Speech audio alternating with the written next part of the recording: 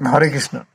তা শ্রীকৃষ্ণ চৈতন্য মহাপ্রভুর জন্ম লীলা ক্ষেত্র শ্রী মায়াপুর ধাম গঙ্গার পূর্ব দিকে, পশ্চিম দিকে কখনোই নয়, অর্থাৎ গঙ্গার পূর্ব তীরে, পশ্চিম তীরে নয়।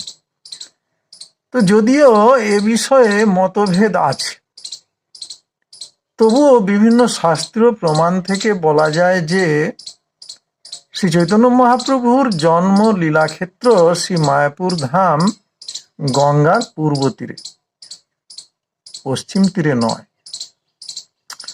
শ্রী চৈতন্য মহাপ্রভুর মহান পার্ষদ ছিল জগদানন্দ পণ্ডিত তাঁর রচিত শ্রী প্রেমে বিবর্ত গ্রন্থে 9টি দ্বীপ সমন্বিত নবদ্বীপের বর্ণনা প্রসঙ্গে উল্লেখ করেছেন। মধ্যে স্রোতস্বতী ধন্যা ভাগীরথী বেগবতী, তাহাতে মিলিছে আসি শ্রী যমুনা সরস্বতী। তার পূর্ব তীরে সাক্ষাৎ গোলক মায়াপুর, তথায় শ্রী শচীগৃহে শোভে শ্রী গৌরাঙ্গ ঠাকুর। প্রেমে বিবর্ত 11:2-3। অতএব মহাপ্রভুর আবির্ভাব স্থল গঙ্গার পূর্ব তীরে শ্রী মায়াপুর ধামে, গঙ্গার পশ্চিম তীরে নয়।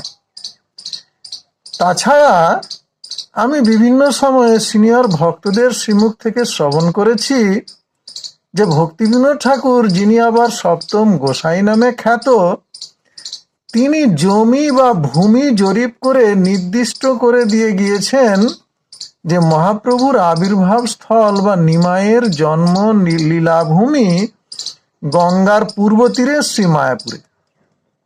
শ্রী মায়াপুর যে গঙ্গার পূর্ব তীরে তাও তিনি নির্দিষ্ট করে দিয়ে গিয়েছেন। তার গুরুদেব ছিল জগন্নাথ দাস বাবাজিকে যখন শ্রী মায়াপুরে আনা হয় ডুলিতে চড়িয়ে, তখন তিনি অস্মৃতিপর বৃদ্ধ। তাকে যখন এই মায়াপুর ধামে ডুলি থেকে নামানো হয়, তখন তিনি ওই বৃদ্ধ বয়সেই মায়াপুরের ভূমি স্পর্শ করে উদণ্ড নৃত্য করেছিলেন। এই সমস্ত শাস্ত্রীয় প্রমাণ এবং ভক্তিবিনোদ ঠাকুরের ভূমি জরিপ থেকে আমরা নিশ্চিত হতে পারি যে শ্রীমন মহাপ্রভুর জন্মলীলাক্ষেত্র শ্রী মায়াপুর ধাম গঙ্গার পূর্ব তীরেই অবস্থিত, তা কখনোই পশ্চিম তীরে নয়। হরে কৃষ্ণ।